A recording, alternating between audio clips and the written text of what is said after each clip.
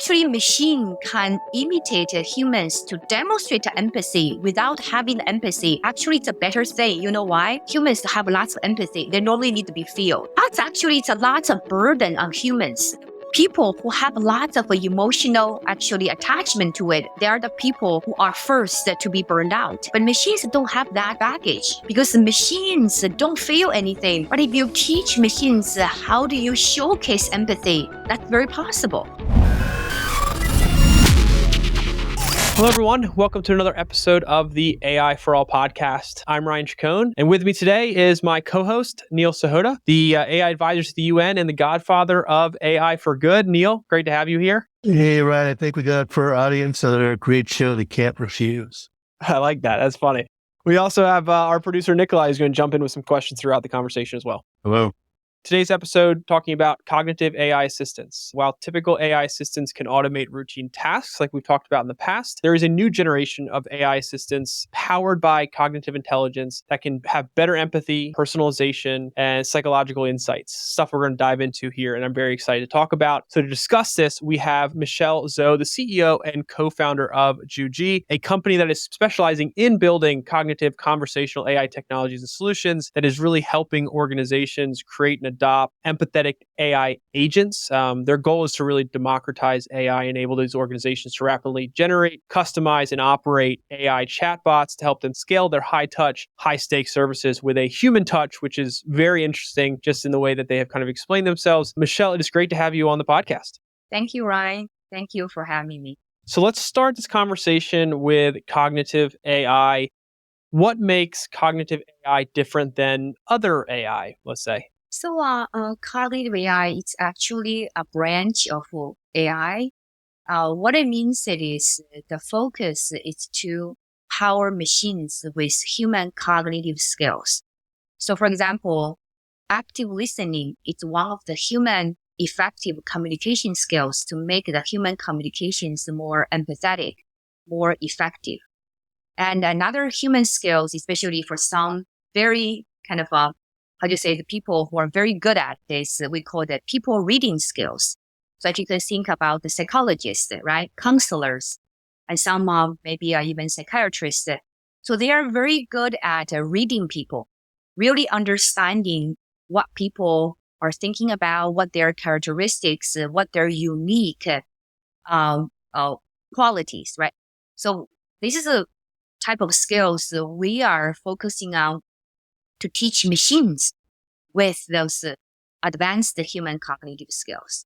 How would you kind of explain the benefits of that cognitive intelligence for machines to have that are going to be interacting with humans potentially? So thinking about this way, most of us, right, we couldn't possibly afford to have our own career counselors. So how many of us can spend hundreds, thousands of dollars to hire a personal career counselor? Very few of them have our, for example, financial advisors, right? And a few of them will have our own potentially personal health caretakers. So if the machines are powered with this human advanced cognitive skills, they could really understand us as a very unique individual. Use that kind of insight. It can help us make decisions. So that's why we call it a cognitive AI assistant. So assistant, which means it is, they're never meant to replace humans, but instead they can actually augment human wisdom to help individuals at scale. So thinking about right now, actually things already happening, thinking about the university. So some of the students, maybe the first generation college goers in their whole family, right? A first generation immigrants. So they may not know which learning program, which major might be the best for them based on their unique characteristics, but they cannot really afford to hire a career counselor or college counselor.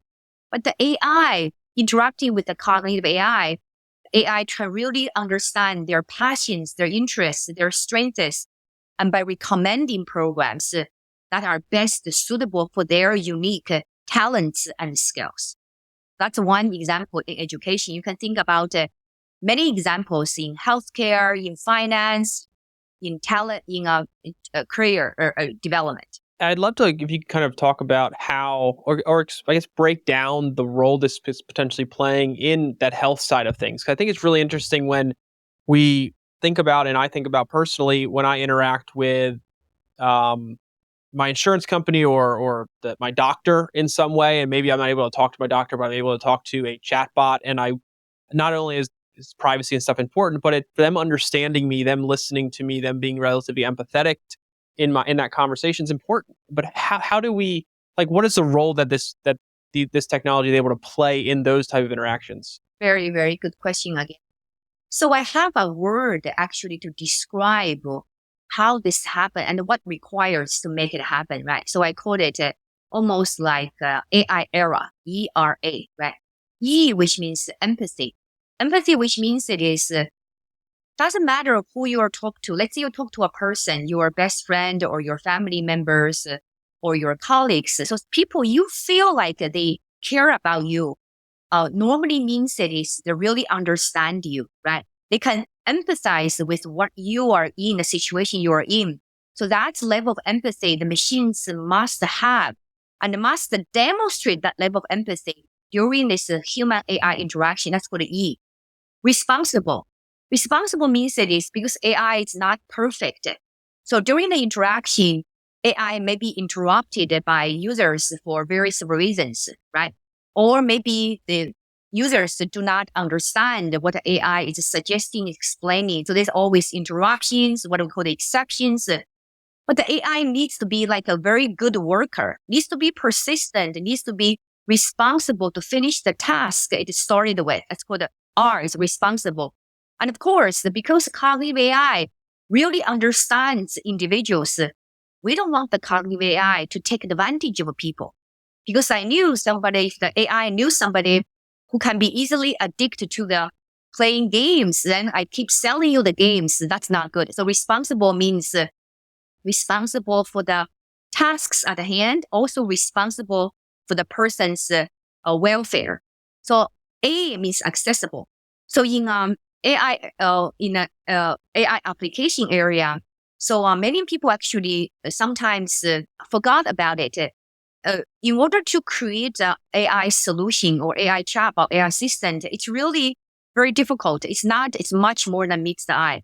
So in that case, it is, we want to power the domain experts to have the control of AI, right? To be on the safe side and to also have the knowledge to teach AI the right domain knowledge. So which means that we call it accessible, which means that you want the AI to be empathetic and to be responsible and to be accessible to really realize the vision we're just kind of discussing about.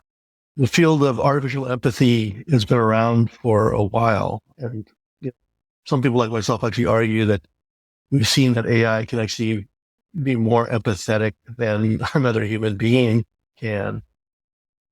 But the challenge I commonly see, especially with business, is that they find that hard to believe, right? They're like, how can a machine that doesn't feel any emotions really be empathetic or do it at times better than a person can? When you experience something like that, what's kind of your response to that question? I'm smiling because I got this question quite a bit, right? So people always said, if the machines doesn't even have the emotion, how could the machine exhibit empathy, right? So to my actually, especially for my research, to my experience, that's completely opposite. So having empathy, feeling the emotion versus demonstrating it, they could be very two different things. Actually, machine can imitate humans to demonstrate empathy without having empathy. Actually, it's a better thing. You know why? Humans, humans have lots of empathy. They normally need to be felt, right? They feel I feel what you feel.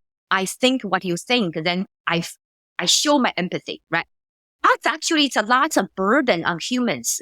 That's why psychological studies show that, the first line workers like firefighters, policemen, like doctors, especially ER doctors, people who have lots of emotional actually attachment to it, they are the people who are first to be burned out.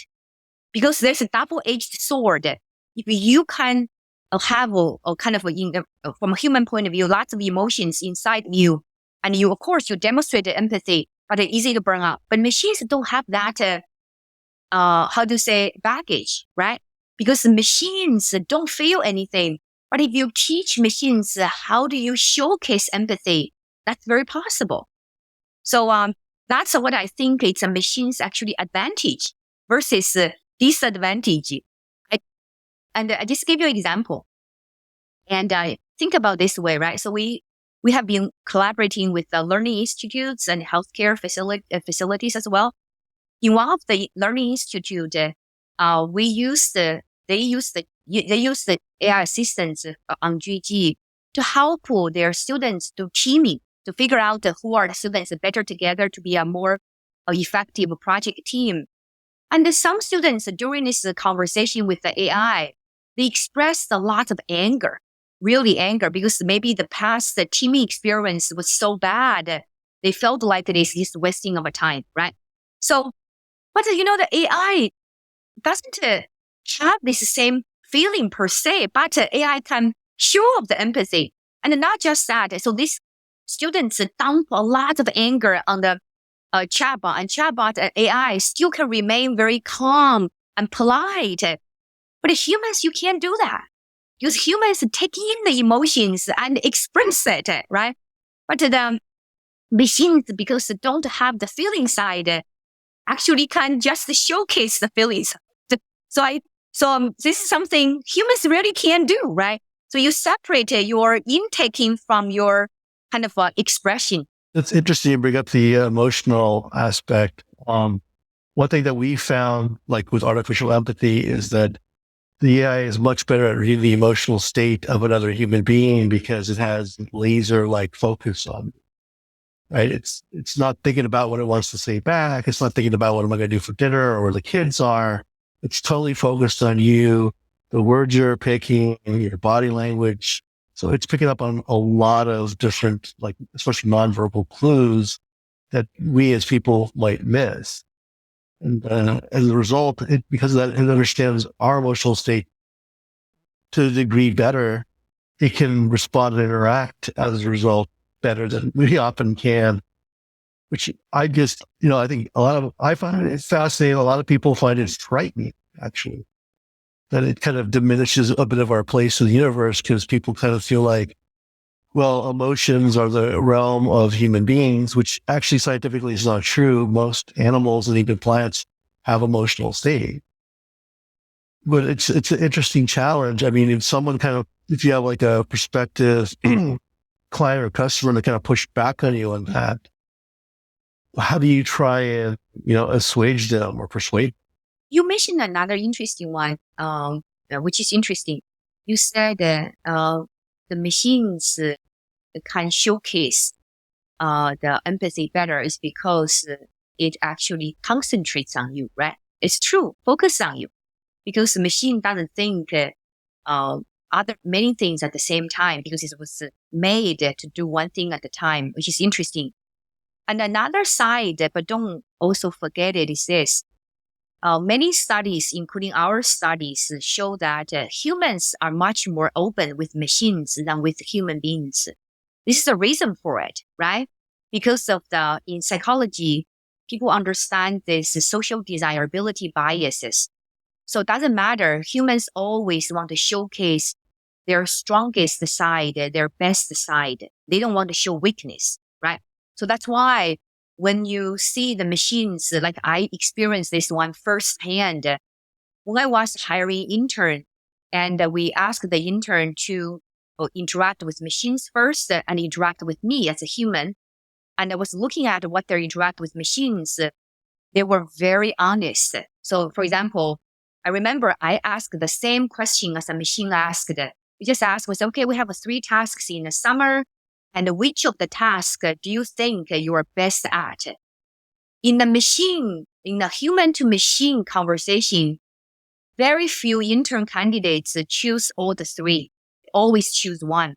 Even they said jokingly to the machine, they said, oh, please do not ever let me work on task 2 because I'm not good at it. But you know what? When I interviewed with some of them, everybody told me they can do all 3. Nobody ever admitted it. They couldn't do 2 or 3 or pick one. They said, actually, I can do all the 3, right? So if you compare even the same person side by side, they're much more open. This is for a reason to it. First one is a human reason. They want to showcase their best side, their strongest side to another human being. But when they interact with machine, they care less. Another side it is they don't think a machine will judge them. They always think, so as I said, they always think a machine is almost like a child with a machine, right? They tend to be much more honest. So which is, that's why I said, in my era acronym, I stress the responsibility because of the reason too, because the machines can get a much more authentic, much more open responses from the human beings. You don't want the machines to use such information against the humans, right? To basically abuse that trust. So that's one I'm worried about every day. We need to figure out the way of how the AI can be used to help people responsibly versus to be abused. Kind of interesting because right now we have a lot of interaction with chatbots. I'm curious, like, how you think, things like trust and responsibility might change if we have like an embodied AI, so like a robot that was empathetic as well. What are your thoughts on robotics and how that might change the dynamic? There are studies explicitly at testing the human form embodied agents versus just virtual agents, right? Basically without the physical form. They found out that it is depending on the topics. I remember, if I don't remember it wrong, I remember given the topics what you're talking about, what the tasks, right? This is number one. If the tasks are relevant to if for example, the physical tasks, maybe they're much more willing to trust the robotics one because the physical activities involved. But in other type of things, if no physical activities involved, there might be no difference, or sometimes even more distrust in the physical forms because the physical forms are not so good. For example, embodied agents, they not very high quality, right? So then people actually tend to, I remember that even, people tend to not trust them at all because they feel like it's just a fake, right? So that's a one. But however, your question does allude to another one, which is something we have to be careful about because like this because of generative AI, is large language models, the chat and interaction becomes and more real something, even though it fills with the wrong information, right? We call it a hallucination, right? So first information. But if people starts to just trust that without checking the facts, that part I'm worried about it because if they don't actually be be more vigilant to check out the answers, that's a part. For example, it's very scary if somebody goes there to ask for medical advice. But the information, I saw there's an article, somebody did the study, and the large language models will cite references which don't ever exist. And if somebody said it is okay, you might want to look up this one. This is how maybe, for example, Alzheimer's disease is normally being treated. And then if you don't check the reference, really, they just gave you a bunch of things. You said, oh, that I can go try it out. That's kind of scary. If I'm listening to this and I'm not as technical or maybe not on the engineering side, I might wonder how some of this stuff is even possible. And two of the things, I read two things on your website that I thought was really interesting. Well, three actually, but we already talked about one. One was around empathy, but the other two were psychographic insights and kind of that authentic connection that these chatbots and these chat agents are able to create with humans.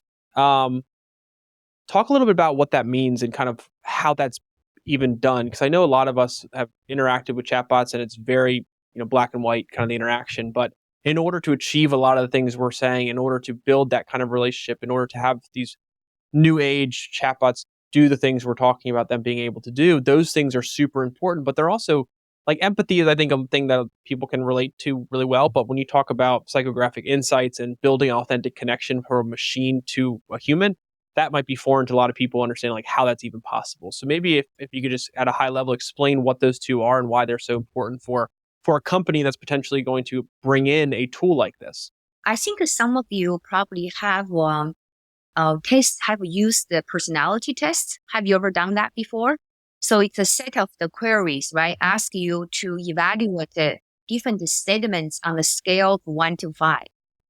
So that's what we call it, a very traditional assessment to assess your personality, to assess your unique qualities and characteristics. But however, this kind of a method, it's very subjective. So for example, if you say, I like to work with other people, I put a 5, Neil put 5, or maybe Ryan and Nikolai also put 5. But our 4 5s maybe mean many different things. They mean completely different things, right? So it's very subjective. Another one is also very unnatural. We call it artificial. So for example, some of them, because remember, those tests were designed by scientists within a lab, right? So so for example, one of the ways to test whether you have a aesthetic interest, it will say, I like ballet on a scale of 1 to 5. How much do you agree with it? So let's say somebody who is actually very artistic, has a very high level aesthetic interest, has never heard of a ballet. It's very possible, right? It doesn't mean this person is not creative or aesthetically have aesthetic interest.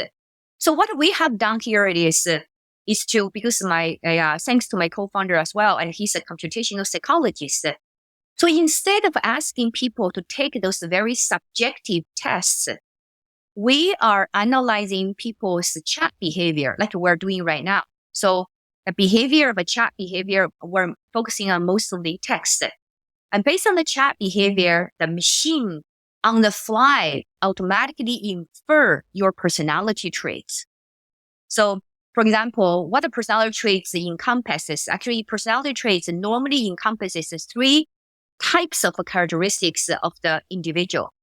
First one, what are your interests and passions? For example, some people like to paint, some people like physical sports. Second part of it is, what are your skills? What are you good at, right? Some people are very good at painting. Some people are very good at singing. So that's your talents and the skills. The last part, it's also one of the most important parts. It is how you're handling life's challenges. Some people handle life's challenges, which means like social challenges. They love to interact with the people, and some people want to keep themselves.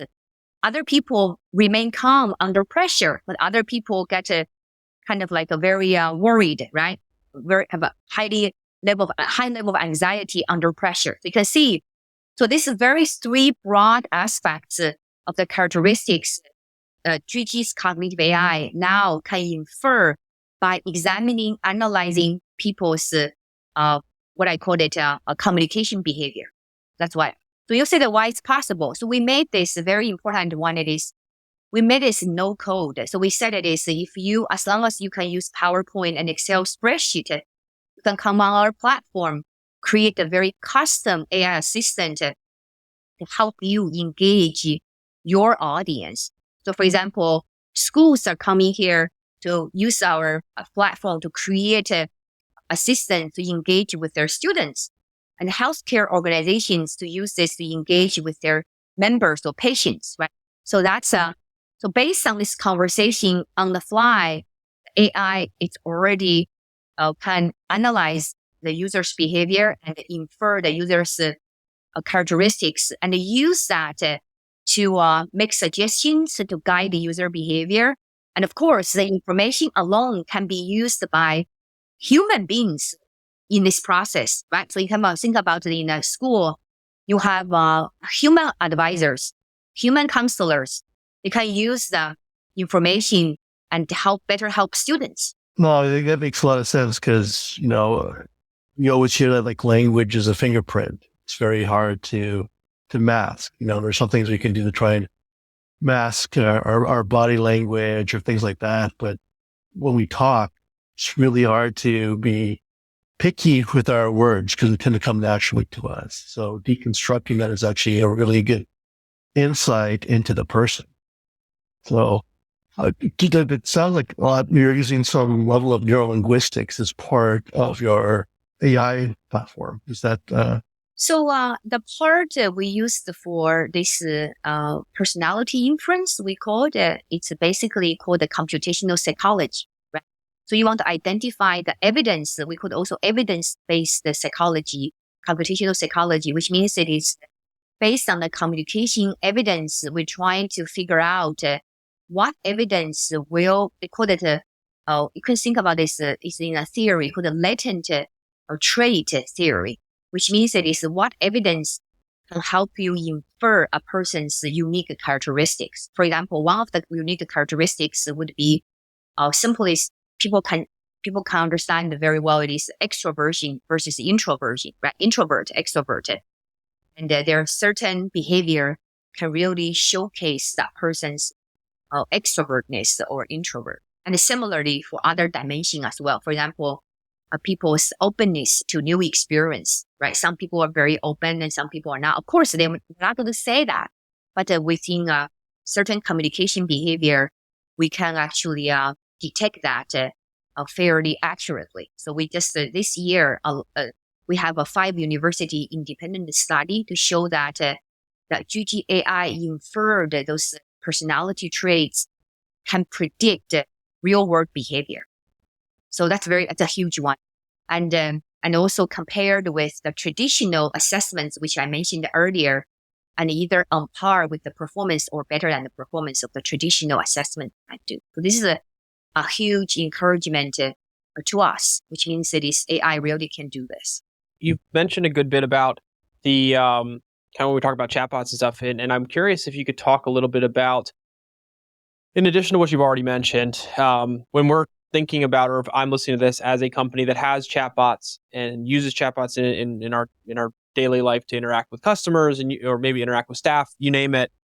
What is the real benefit that they should really be kind of focusing in on, or understanding that all this stuff we're talking about, bringing AI into these chatbots experience, is going to help them enable them to do with those interactions? Obviously, we've talked about kind of use cases in the healthcare space, the school space, things like that. But if we're looking more just enterprise across the board, what are some of those other use cases and some of those other benefits that should be considered when it comes to people wondering, okay, should I really be bringing AI into my experience for my users? So I would say it's really about 3 things, right?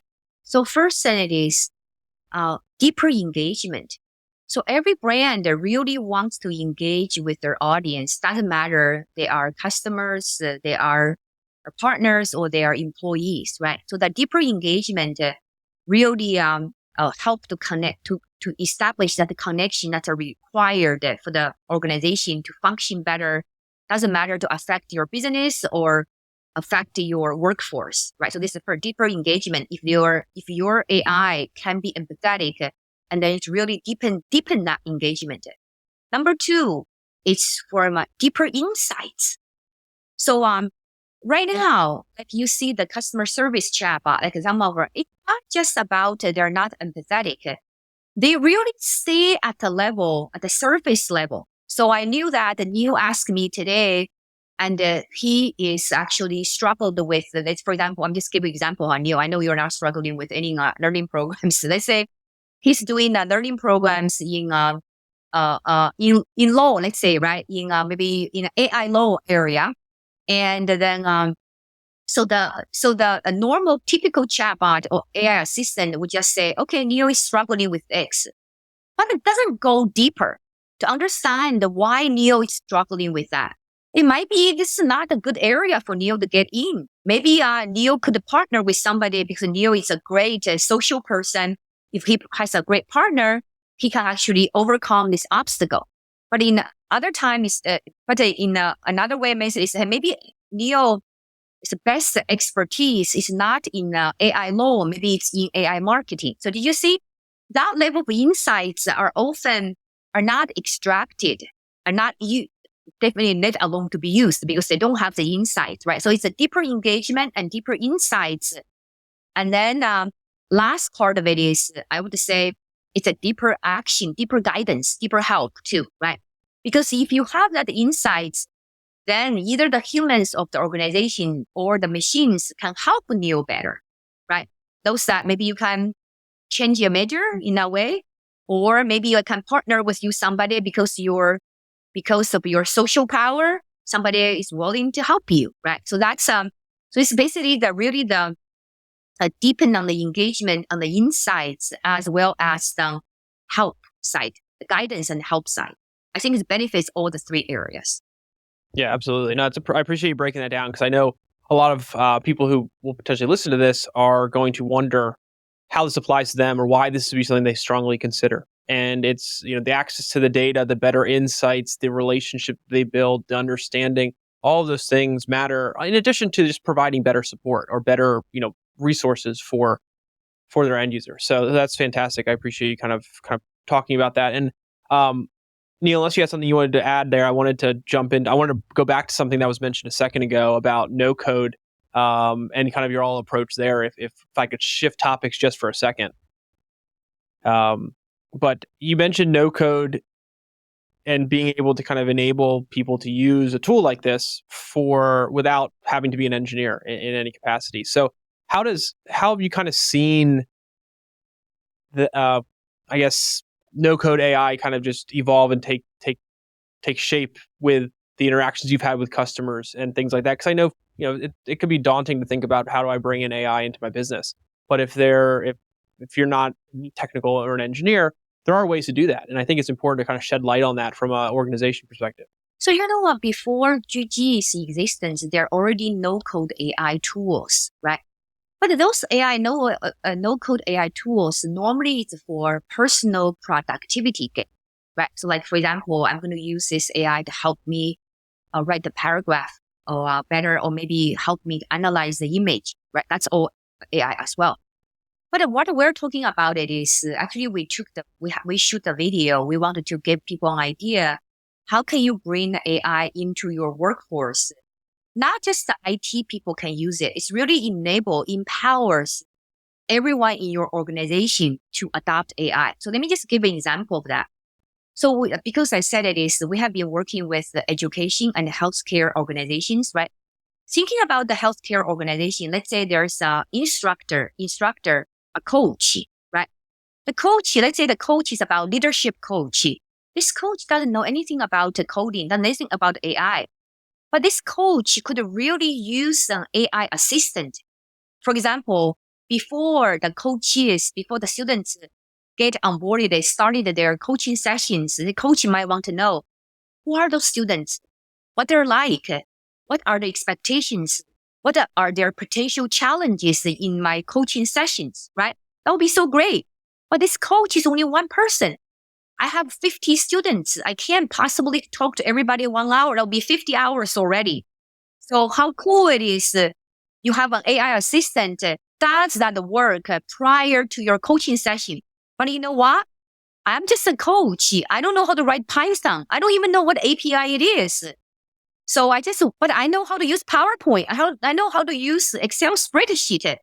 So I can use maybe a tool like Juji to create my AI assistant to tell my assistant, literally like my intern, to say, you know what? Today I'm going to send you to talk to 50 students of mine who will be talking to me in the next 6 months. You do this, right? You go ask them who they are, what their expectation it is, and also give me their individual unique profile. So I can use that to better help them. That's what we mean by no code. It's really, you are going to, like you in a workforce, like an employee, create your own custom assistant and then use that to help your work, not to replace you. So it's never meant to replace anybody because you are the still final decision maker, or your AI assistant can do everything you don't want to do, or you don't have time to do. So that's an idea. Thinking about in the healthcare would be exactly similar scenario. If you're a healthcare coordinator, you have many patients are coming in. You want the assistant that does also very similar things. I want to know the personality, temperament of each patient, the incoming, right? So I can know how to deal with them, how to better comfort them. Healthcare coordinator doesn't know Python, doesn't know JavaScript. It's been an interesting conversation. We've had some other guests on previous episodes talking about these AI assistants and the approach of them not being viewed as something that replaces, but something that helps and supports. But the adoption and understanding how to bring that into a business as either an employee or a company to benefit their employees is something that I think was worth kind of talking about and shedding light on, because like you said, you don't have to be an engineer to bring this stuff in to the business. You can benefit from these technologies as long as once you understand kind of the value they provide, you can adopt them. And it's something that I think is important for people to understand and not be kind of, resistant to or feel like that's a barrier to adoption for their side of things. So that's why we always kind of tell the organizations, first of all, it's not to replace your workforce.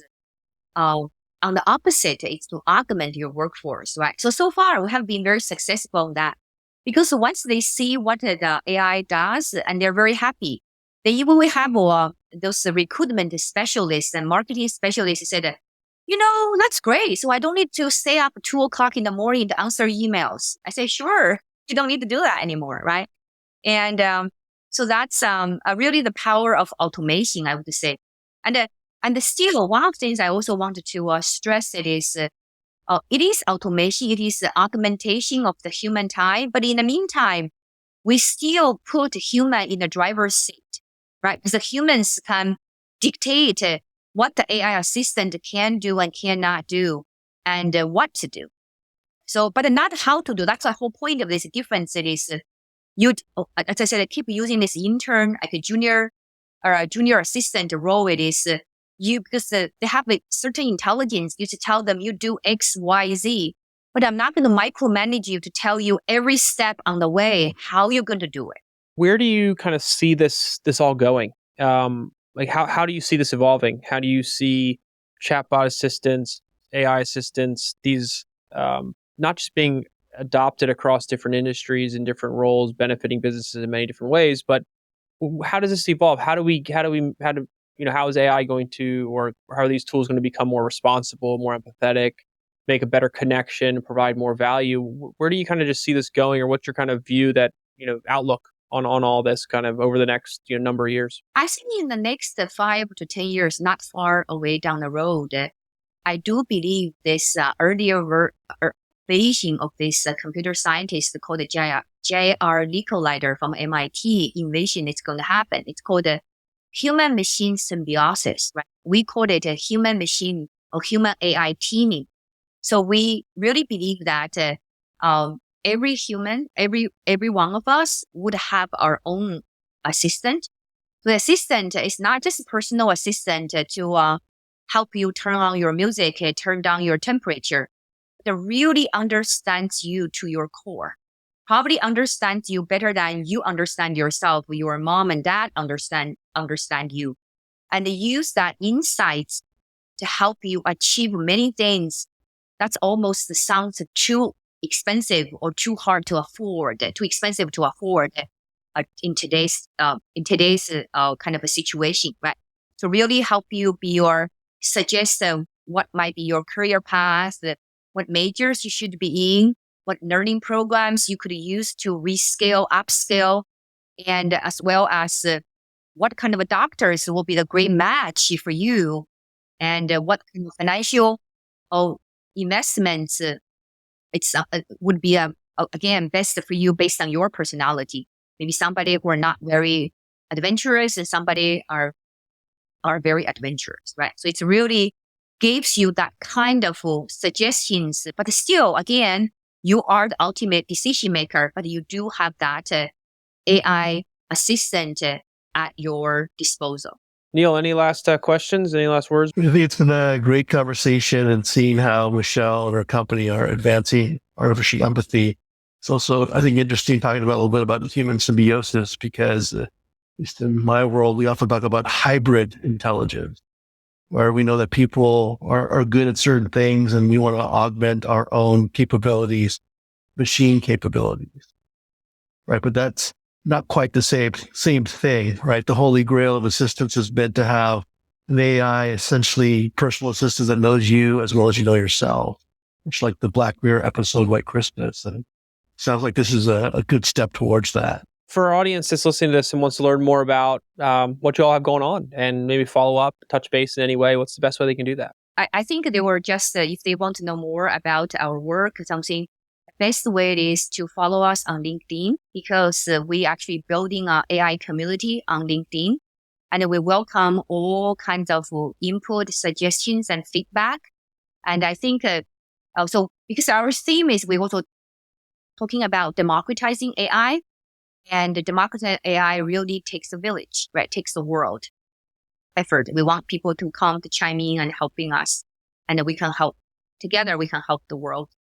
It sounds like a cliche, but it's real, to make a better world. When we started IoT for All, now with AI for All has really been about helping make these technologies easier to understand, more accessible to people, so that they don't fear them and that they understand their value, and can really wrap their heads around what's trying to be accomplished, so that we can work on this together, kind of as a society. So fantastic stuff you have going on. Really appreciate your time chatting with us today. It's been a great conversation, as Neil said, and we're excited to get this out to our audience, and hopefully we'll have you back at some point in the future.